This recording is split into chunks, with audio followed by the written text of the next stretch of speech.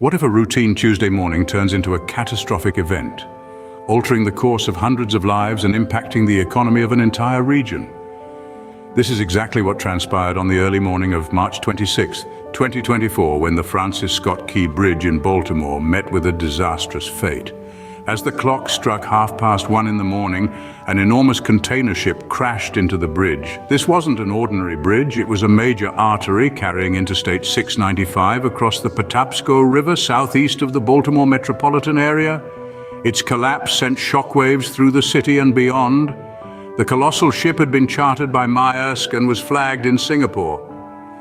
It was under the management of the Synergy Marine Group. At the time of the crash, contractors were toiling away on the bridge, repairing potholes. In the aftermath, 6 of these workers were reported missing, feared to have fallen into the icy waters below. 2 others were rescued, with 1 in serious condition. Baltimore City Fire Department Chief James W. Wallace aptly described the incident as a large event, involving a large footprint. The National Transportation Safety Board was swiftly mobilized to investigate the collapse. Their sonar scans detected submerged vehicles, but the exact number remains undisclosed. Meanwhile, the crew of the ship were reported to be safe on board, waiting for rescue agents to assess the damage before they could disembark. Maryland officials and the FBI ruled out terrorism, with Governor Wes Moore stating that preliminary investigations pointed towards an accident. Built in 1977, the Francis Scott Key Bridge was a daily route for about 35,000 people, according to Maryland's Transportation Secretary Paul Wiedefeld. Its collapse has forced drivers to use the busier Baltimore Harbor and Fort McHenry tunnels to cross the harbor, adding to the city's traffic woes. The immediate aftermath saw a state of emergency declared in Maryland. The priority has been search and rescue, but the long-term implications are clear.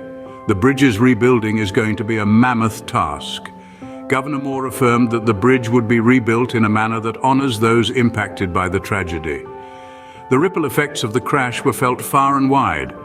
The Port of Baltimore was closed, suspending vessel traffic. This had a direct impact on businesses like Amazon, Home Depot, FedEx, BMW, and Volkswagen, with distribution centers in close proximity. The disruption to deliveries and traffic is expected to persist for weeks, affecting local and potentially regional operations. The ship in question had a history too. It had been involved in a similar incident in 2016 in Antwerp, Belgium, due to a mistake by the master and pilot on board. The ship was then under different ownership.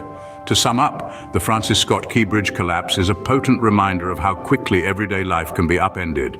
It underscores the importance of meticulous safety measures, especially when dealing with infrastructures of such magnitude.